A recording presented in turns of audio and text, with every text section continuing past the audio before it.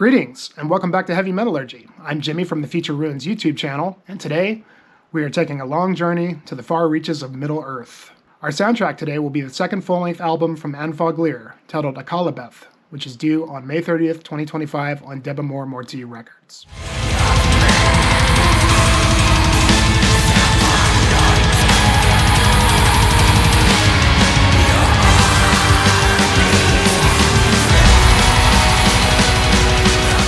Anfauglir are an American symphonic black metal band formed in 2004, inspired by the works of J.R.R. Tolkien and the fictional history of his Middle-earth. Encyclopedia Metallum lists them as having formed in Connecticut, while their Bandcamp page lists Montana as their current location. Montana would make sense. Like many western states, Montana has its own misty mountains, long lakes, and fell beasts, and is an appropriate place to get lost in the works of Tolkien. A relatively unknown outfit, the band consists of two members, Lord Baglir on vocals, guitars, keyboards, orchestral compositions, and drum programming, while Gris handles additional guitars and vocals.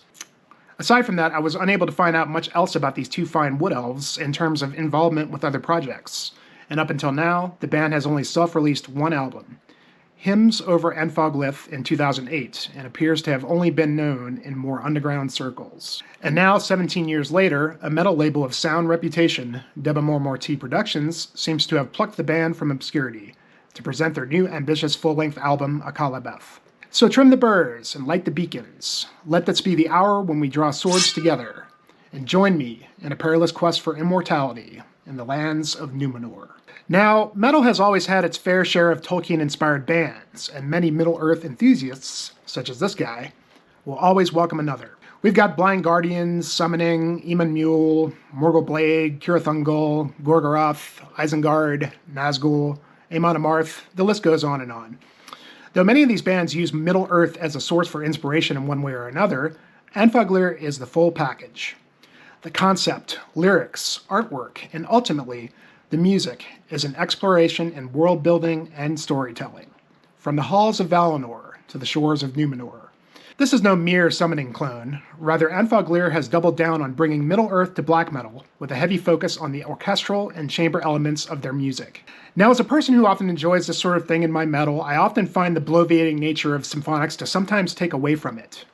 I typically find that symphonic black metal is done well when the symphonics heighten the metal, rather than smother it. So upon first listening to this album, I was immediately worried that this might be the case. However, I quickly discovered that Anfauglir is pulling no punches with the symphonics. One does not simply walk into Mordor with generic black metal. The orchestra is the framework of this music. It's as if Howard Shore, the composer of the Lord of the Rings movie soundtrack, searched high and low for competent black metal musicians to integrate into the orchestra. And I say that not implying that the band ripped off Howard Shore. Rather, the grand soundtracks of the great composers must have been a major influence here. Anfauglir's black metal is more of an accompaniment to the orchestra, rather than the symphonics heightening the black metal. These four tracks are not mere songs. Rather, the compositions are presented as suites, or an orchestral set of movements, guided by a black metal foundation. Now, clearly, these two relatively unknown musicians did not have the London Symphonic Orchestra at their disposal. The many instruments that comprise this record appear to have been programmed via synthesizer or computer. But don't let that scare you away. The symphony on this record sounds authentic. The two members of the band, while seemingly unknown in the music world, aren't just a couple of guys farting around on a Casio. Clearly, they are classically trained musicians as well as ardent Tolkien and metal fans. Instrumentally, we have the many different types of strings, horns, piano, choral ensemble, percussion, along with classical and distorted guitars, black metal drumming, spoken word, and grim vocals.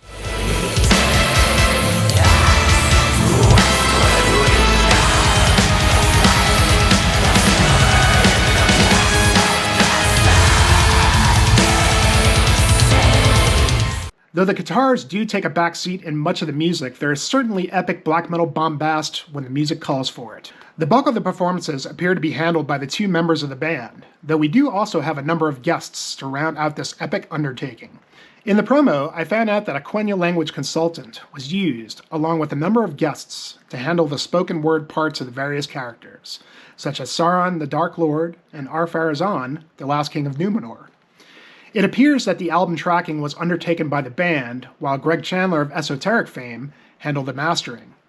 I can't help but wonder about the trials and tribulations the band experienced in getting to the final product here. Simply put, the composition and tracking of this album must have been a monumental effort. We shall have peace. We shall have peace. When you answer for the burning of the Westfold, and the children that lie dead there?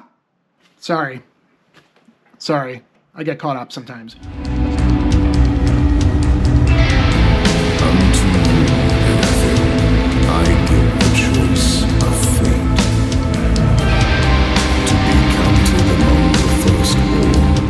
Let's take a quick look at the Tolkien lore in Anfauglir. Now, I consider myself a rather modest fan in the pantheon of Tolkien fandom. I don't meet the scholarly level of some, but I've always found ways to apply the themes and lessons from Middle-earth in my own life. As I grew to my 20s, I read The Lord of the Rings and The Silmarillion. The later I struggled with due to the sheer scope of the history, and the linguistics involved in better understanding Tolkien's true vision of a mythology rooted in English folklore. In more recent years, I read The Lord of the Rings for the second time, as well as Children of Húrin and various other unfinished tales. And of course, who could possibly leave out Peter Jackson's Lord of the Rings films that brought Gandalf and Gollum to the mainstream? And the rest, for me, is history. Much like the most recent Rings of Power series on Amazon, Anfauglir has chosen to focus on the second age of Middle-earth. While the Rings of Power failed to grab me due to its not feeling like the true essence of Tolkien, I found much more comfort knowing that Anfauglir appears to have focused on the source material of the Second Age, which in the grand scope of Tolkien is rather limited. Unfortunately, Professor Tolkien refrained from bathing in the blood of virgins, and thus, he did not live long enough to fully flesh out the Second Age in print. The name Anfauglir is derived from the Sindarin language that Tolkien created, a language most commonly spoken by the elves during the Third Age. In English, Anfauglir means Jaws of Thirst, and is the second name of Carcharoth, the greatest and most powerful wolf to ever live. He was a guardian at the gates of Angband, the stronghold of the first Dark Lord Morgoth. Anfauglir feasted on the flesh of elves and men, and was often fed by Morgoth himself. Anfauglir has a key role in the Beren and Luthien story from the Silmarillion. After biting off Beren's hand that held one of the Silmarils, Anfauglir's insides were burned away, and he thereafter experienced overwhelming bouts of thirst, earning him the second name. The title Akallabêth refers to the fictional history that told the story of the downfall of Númenor, which Tolkien wrote about in the fourth part of the Silmarillion, and is the subject matter of this excellent symphonic black metal album. The Númenóreans were the descendants of the men who aided the elves in their fight against Morgoth during the end of the First Age. The Valar, or the gods, took pity on the men for their sacrifices in the war, and gifted them the island of Númenor, where they would become the great and powerful men of Middle-earth. Over time, the Númenóreans were corrupted by Sauron, the second Dark Lord, and coerced into breaking their pact with the Valar, by plotting to invade the Undying Lands in their desire for immortality. The Valar, fearing the devastation that would be caused by Númenor's armada, opened a large chasm in the sea that swallowed the great armament, and unleashed a tidal wave that drowned the entire island, sealing the success of Sauron's plot. How's that for pissing off the gods? The Akallabêth, or the history of Númenor, was written by Elendil, near the end of the Second Age and was preserved in Gondor. Now just for a bit more fun here, Elendil, a Númenórean who survived the whole ordeal, was also the father of Isildur, who many years later cut the One Ring from Sauron's finger during the War of the Last Alliance. You probably remember that opening scene in Fellowship of the Ring where we see all this play out. This all leads to the finding of the One Ring by Sméagol, and ultimately passes to Bilbo, the Hobbit. Now the events that precede, surround, and follow the Akallabêth are quite detailed, so I'll leave it there. If you want to learn more, it's about time you start getting acquainted with one of the finest and most influential authors of our time. So let's get back to the music. We have 4 very long tracks here. In fact, I don't think any of the tracks are shorter than 17 minutes, and mostly around the 20-minute range. Though the tracks individually do flow as bigger pieces, you can kind of pick out the movements, primarily through the transitions from different moods and dynamics. The album plays very much in a storytelling manner, as if this could have been a soundtrack to a movie. As we've already discussed the subject matter here, you can really feel the narrative in the music. The highs and lows, the triumphs and catastrophes, the joy and the melancholy. It's all here, the tragic story of the mortal men in the Second Age of Middle-earth. I could see doing a breakdown of the entire 4 suites that comprise this album, along with the narrative it follows, But in the interest of giving you a brief glimpse into what you're getting here with this record, I've picked one of the 4 tracks to break down. Track 1, entitled The Rise of Númenor. It starts with faint strings and a classical piano intro. At 2 minutes, the bombastics commence, with the orchestra ushering in a melodic hymn that recurs throughout the song and a bass layer of grim vocals, black metal blast beats, and double bass drums. We can begin to see here how the guitars do take a back seat to the orchestra, as if they are just one instrument among the many.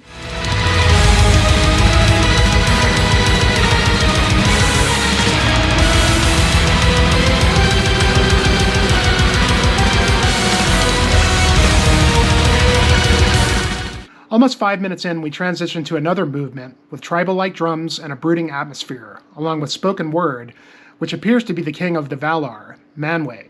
The horn section becomes more prevalent and the movement builds and builds to the next, where we revert to the singular piano. Here, the piano takes the mood even darker, and then the blasting black metal section explodes again with the grim vocals. 8 minutes in, we are introduced to a new melodic theme that builds upon the previous and is probably the most memorable of the piece. The dynamics and symphonics are then taken down to a slower and quieter pace.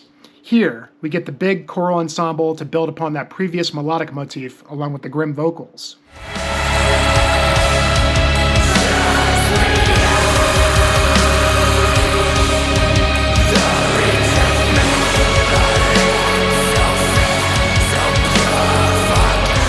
"11 minutes in, the blast beats are back and the guitars finally take the forefront in a real metal moment, with great riffing that seems very natural to the rest of the orchestration, along with the choral ensemble. This whole middle section is stunning and emotional, and we can already feel the plight of the Númenóreans.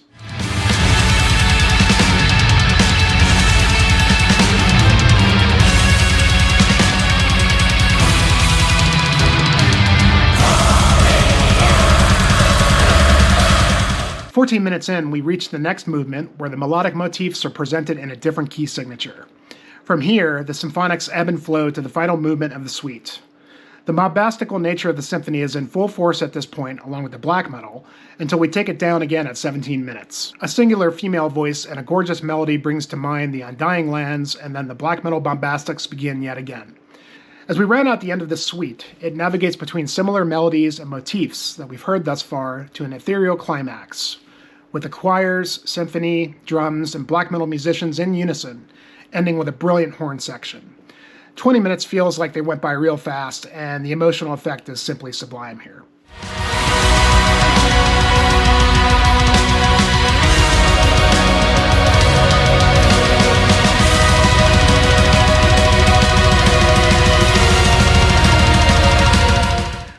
The following 3 tracks play out in a similar fashion from start to finish. It honestly feels like this album is really meant to be a singular entity. Though it's only 4 tracks, it could have easily been broken down further to like 10 or 15, but it does make sense what they did here, as each track is truly an adventure. It feels like they really lined up the music to the narrative, so this will definitely be an album to pay close attention to the liner notes as you listen. I'd imagine this will enhance the entire experience. So, in closing, I really enjoyed this album. I don't have my physical copy yet, but it looks like there is a high attention to detail with the artwork, booklet illustrations, and the layout. The album is available in multiple formats, including special edition digipack and vinyl, as well as a couple of color variants. I imagine this is really going to be a thing of beauty having the physical copy, as the artwork is stunning. So go order yours at the Debamore Morty webshop. I think that this will definitely appeal to fans of Summoning or the Northern Silence bands such as Aemon Mule or Aquilus. With a running time clocking in at over an hour, it is a lot of time to invest. But I like that I could pick any one of the tracks and listen to it in a standalone fashion. I think that what might hinder this album a bit, though, is that they did kind of sacrifice the metal for the symphonics, which for me, I think gives it a unique edge to the standard symphonic black metal fare. I'm almost a bit hard-pressed to call this a metal record, even though it does have a significant metal element to it. But still, the album as a whole has a meaningful emotional weight to it, and you can't help but marvel at the sheer scope of what these 2 guys accomplished here. I can say for certain that whenever I'm in need for a musical Middle-earth fix, Anfauglir more than does the trick, and I look forward to see where they go next. So, if you like this review, please shoot me a like or a comment, and if you aren't subscribed to Heavy Metallurgy, it's very simple. Just click the subscribe button to support us. We have a fantastic community, and we're always looking to build upon. We have a diverse panel of content creators that cover a wide range of extreme music. Also, come check out some of my content on YouTube at Future Ruins, where you can tag along with me on my adventures in the wilderness. as long as I don't get mauled by a bear, thrashed by a bull moose, or summoned to another plane of existence by some unseen force. I will see you next time.